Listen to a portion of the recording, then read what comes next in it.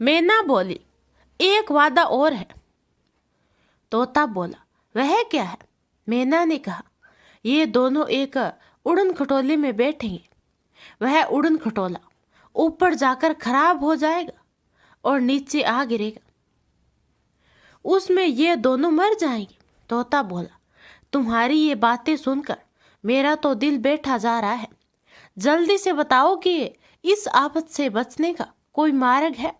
मैना ने कहा, अगर कोई सुनता हो तो वह इन्हें उड़न खटोले में न बैठने दे। इन सब बाधाओं से पार जाने पर इनकी जिंदगी में आनंद ही आनंद है। राजकुमार मैना की एक एक बात बड़े ही ध्यान से सुन रहा था। अपने ऊपर आने वाली आपदाओं से वह सिहर उठा, पर बचने के उपाय जानकर उसे खुशी हुई। उसने मन ही मन मैना का उपकार माना। सवेरा होने में अब देर नहीं था। दोनों पक्षी उड़ गए। किनारा भी तो अब दूर नहीं था। जब जहाज किनारे आकर लगा तो राजकुमार ने देखा कि वजीर का लड़का वहां उपस्थित था। राजकुमार ने पद्मिनी से उसका परिचय कराते हुए कहा, यह मेरा साथी है। सागर की यात्रा आरंभ करने तक मेरे सुख दुख में इसने बराबर मेरा साथ दिया है। वजीर का लड़का पद्मिनी को देखकर गदगद हो गया। उस दिन वहीं रहने के लिए उसने एक भवन की व्यवस्था कर रखी थी। वहां पहुंचने पर राजकुमार को मैना की बात याद आई। राजकुमार ने कहा, हमें यहाँ नहीं ठहरना, और कोई भवन देखो। वजीर के लड़के ने कहा, आपके आने से पहले मैं यहाँ के सारे भवन देख चुका हूँ, यह सबसे अच्छा है। पर राजकुमार ने उसकी एक नहीं सुनी। वजीर के लड़के ने दूसरे भवन की खोज की। दूसरा भवन उस भवन के पास ही मिल गया। वे लोग उसमें ठहर गए। बड़ी देर तक राजकुमार उसे अपनी कहानी सुनाता रहा। फिर वो सो गया। आधी रात के बाद जोर की गड़गड़ाहट की आवाज आई। वजीर का लड़का उठकर बाहर आया तो देखा कि पहला भवन गिरकर मिट्टी में मिल गया है। उसने राजकुमार की दूरदेशी की मन ही मन प्रशंसा की। पद्मिनी तो सो गई, लेकिन राजकुमार रात भर तारे गिनता रहा। बोर होने से पहले देखता क्या है कि एक काला विशेला सांप आया और कुंडली मारकर पद्मिनी की जुत्ती में बैठ गया। राजकुमार तो चिंतित होकर उस घड़ी की प्रतीक्षा ही तो कर रहा था। उसने तलवार निकालकर सांप के 2 टुकड़े कर डाले और बाहर फेंककर पद्मिनी के उठने की राह देखने लगा। थोड़ी देर में पद्मिनी उठी। उसकी थकान दूर हो गई और उसके चेहरे की कांति लौट आई। उसने मुस्कुराकर राजकुमार की ओर देखा। राजकुमार भी मुस्कुराकर उसके पास गया और उसके मुलायम बालों को सहलाता रहा। पद्मिनी मन ही मन विभोर हो रही थी कि उसे अपने जीवन साथी के रूप में ऐसा सुंदर और पराक्रमी व्यक्ति मिल गया है। वजीर के लड़के ने आगे की यात्रा उड़न खटोले से करने का विचार किया और एक उड़न खटोला मंगवा भी लिया, लेकिन राजकुमार ने उसमें बैठने से साफ इनकार कर दी और वजीर के लड़के को बड़ा बुरा लगा। तब राजकुमार ने उसे जहाज में तोता मैना द्वारा की गई सारी बातें बताई। तब वजीर का लड़का समझा। फिर राजकुमार ने वजीर के लड़के को राजगढ़ भेज दिया। वे घोड़े पर सवार होकर आगे बढ़े। उड़न खटोले में कुछ और लोग बैठे थे, लेकिन थोड़ी दूर जाकर उड़न खटोला धड़ाम से नीचे गिर गया और उसमें बैठे सब लोगों की जान चली गई। राजकुमार ने अनुभव किया कि मैना की भविष्यवाणी कितनी सच थी। राजकुमार ने कहा, पद्मिनी, अब हम ऐसे बाबा के आश्रम में चल रहे हैं जिनकी खड़ाऊ में पहनकर मैंने सागर पार किया था। वे उन्होंने ही दिए थे। पद्मिनी आश्चर्य कर रही थी कि आखिर राजकुमार ने उस विशाल सागर को कैसे पार किया। अब उसका भेद खुल गया। बाबा का आश्रम अब कुछ दूरी पर था। राजकुमार ने कहा, भले ही हमें देर हो जाए, पर हम रुकेंगे बाबा के आश्रम में ही।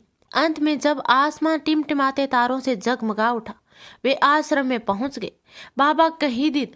बाबा कई दिन से उनकी राह देख रहे थे। बाबा ने बड़े ही प्यार से कहा, तुम लोग सफर करके आए हो, थक गए होंगे, कुछ खा पी लो और आराम से सो जाओ। आश्रम में मेहमान एक दिन रहना चाहते थे। बाबा के प्रेम ने उन्हें 4 दिन रोक लिया। वहां के वातावरण में पद्मिनी का मन इतना रम गया कि जब विदा होने का समय आया तो वह रोने लगी। बाबा का दिल भी भर आया। उन्होंने कहा, पद्मिनी, आश्रम तुम्हारा है, जब जी में आए फिर आ जाना। राजकुमार ने बाबा को खड़ाऊ लौटा दी और आशीर्वाद लेकर आगे बढ़ गए। राजगढ़ तो अभी बहुत दूर था। बाबा के आश्रम से निकलते ही अचानक राजकुमार को उस राजकन्या का ध्यान आया जिसे उसने वृक्ष की जड़ से रोग मुक्त किया था। राजा ने उससे आग्रह किया था कि वह उनकी घोषणा के अनुसार पुत्री का वर्ण करे और उनका आधा राज्य ले ले। राजकुमार ने अपने घोड़े को उसी नगर की ओर मोड़ दिया और कुछ समय में राजकुमार और पद्मिनी उस नगर में पहुंच गए। राजा राजकुमार के आगमन से बहुत ही आनंदित हुए और जब उन्होंने पद्मिनी को देखा तो वह गदगद हो गए। उन्होंने राजकुमार और पद्मिनी का पूरे सम्मान के साथ स्वागत किया। राजा ने राजकुमार से राजकुमारी को साथ ले जाने का अनुरोध किया तो राजकुमार ने शहर से स्वीकार कर लिया। लेकिन जब राजा ने अपना आधा राज्य देने का प्रस्ताव किया तो राजकुमार ने उसे लेने से इनकार कर दिया। राजकुमार ने एक दिन वहां ठहरकर राजा का आतिथ्य स्वीकार किया और अगले दिन पद्मिनी और राजकुमारी को साथ लेकर राजगढ़ की ओर रवाना हो गया। उनका अगला पड़ाव अब बभूत वाले बाबा के यहाँ था। मेहमानों का काफिला अब उसी ओर बढ़ रहा था। सभी लोग प्राकृतिक नजारा देखते हुए अब आश्रम के नजदीक पहुंच रहे थे। आश्रम से कुछ दूर वे घोड़ों से उतर गए और पैदल वहां से पहुंच गए। बाबा आश्रम के पौधों को पानी दे रहे थे। राजकुमार और उसके साथ एक गौरांग महिला को देखकर समझ गए कि वह ही पद्मिनी है। एक दूसरी राजकुमारी और भी थी। बड़ी आत्मीयता से उन्होंने उनका स्वागत किया और आश्रम के अंदर ले आए। आश्रम में वे 3 दिन तक रहे। उस धर्मशाला को छोड़ने का उनका मन मान नहीं रहा था, पर राजगढ़ का मार्ग राजकुमार की राह देख रहा था। बाबा कुछ दूर तक उनके साथ आए और आश्रम के जलाशय पर उन्हें आशीर्वाद देकर चले गए। वे लोग आगे बढ़ते गए। काफी चलने पर जब बस्ती की इमारतें दिखाई देने लगी तो राजकुमार ने कहा, यह लो आ गई वह नगरी जहां मैंने एक रात बिताई थी। उसने उसे सारी बात सुना दी। सुनकर पद्मिनी के चेहरे का रंग फीका पड़ गया। यह देखकर कि राजकुमार ने कहा, पद्मिनी, डरने की कोई बात नहीं है, तुम निश्चिंत रहो। नगर में घुसकर वे सब जादूगरनी के घर गए। आज उस घर के बाहर बुढ़िया नहीं युवती मिली। राजकुमार को देखते ही दौड़कर उसके पास गए। उसका चेहरा खिल रहा था और बोली, मैं कब से तुम्हारी राह देख रही थी।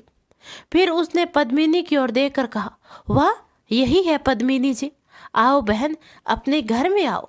फिर उस युवती ने उन्हें अच्छे अच्छे पकवान खिलाए और फिर सब लोगों ने वहीं रात गुजारी। अगले दिन सुबह जल्दी उठकर युवती ने राजकुमार और पद्मिनी को जगाया। वे उठे और तैयार होकर घर के बाहर आए। युवती ने आंसू भरी आंखों से हाथ जोड़कर उस घर से अंतिम विदा ली और राजकुमार और पद्मिनी के साथ रवाना हो गए। बड़े आनंद से यात्रा आगे बढ़ती रही। दोपहर हो चुकी थी। राजकुमार ने घोड़ों को रोक दिया, एक छायादार वृक्ष के नीचे डेरा डाला, भोजन किया और थोड़ी देर आराम किया और जंगल से होते हुए चल दिए। जंगल पार हुआ, दिन ढलने को था। राजकुमार को अभी अपना एक वचन और पूरा करना था। वह बाग अधिक दूर नहीं था। थोड़ा आगे बढ़ने पर उन्हें बाग का विशाल फाटक दिखाई देने लगा। राजकुमार जैसे ही फाटक कर अंदर गया, फाटक बंद हो गया। लेकिन इस बार राजकुमार को पिछली बार की तरह पेड़ के पीछे नहीं छुपना पड़ा। परियां आई, राजकुमार से मिली। राजकुमार ने रानी पद्मिनी का सभी से परिचय कराया। यहाँ भी राजकुमार 2 दिन तक रुका और तीसरे दिन परी राजकुमारी को सबके आज्ञा लेकर साथ में लेकर चल दी अपने राज्य की ओर। अब राजकुमार अपने राज्य की सीमा में पहुंच गए थे तो वजीर का लड़का पहले ही पहुंच गया था। उसने राजकुमार के आने से पहले उसके स्वागत की अच्छी तरह से तैयारियां कर लिया था। राजकुमार जैसे ही अपने महल में पद्मिनी के साथ प्रवेश किया, महल में चारों तरफ बाजे बजने लगे, फूल बरसने लगे। खूब अच्छे से स्वागत किया। राजा आकर राजकुमार को गले लगा लिए और मन ही मन उसकी बहादुरी की प्रशंसा की। राज दरबार में राजकुमार तथा राजकुमारियों का स्वागत महल को देखकर सारी राजकुमारियों को अपने अपने महल क्षण भर के लिए याद आए, जिन्हें वे पीछे छोड़कर आई थी। छोटी भाभी को राजकुमार के सामने आने में थोड़ा संकोच हो रहा था। मिलने जुलने से अवकाश मिलने पर राजकुमार स्वयं भाभी के कक्ष में गया और उसके पैर छूकर आशीर्वाद मांगा। दोनों की आंखें बहने लगी। भाभी कुछ कहे उससे पहले ही राजकुमार ने कहा, भाभी, मैं तुम्हारा एहसान कभी नहीं भूल सकूंगा। यदि तुमने मुझे उलाहना न दिया होता तो यह हीरे जैसी राजकुमारियां कैसे मिलती। भाभी के मुंह से बस यही निकला, तुमने पद्मिनी को लाकर महल को जगमगा दिया। शुभ मुहूर्त देखकर राजकुमार के विवाह की तैयारियां की गई। बड़ी धूमधाम से विवाह हुआ। राजकुमार को एक से बढ़कर एक राजकुमारियां मिल गई। प्रजा आनंदित हुई, राजा खुश हुआ। तो गाइज, आखिरकार आज कहानी समाप्त हो गई। तो कैसी लगी मुझे कमेंट में जरूर बताना। धन्यवाद।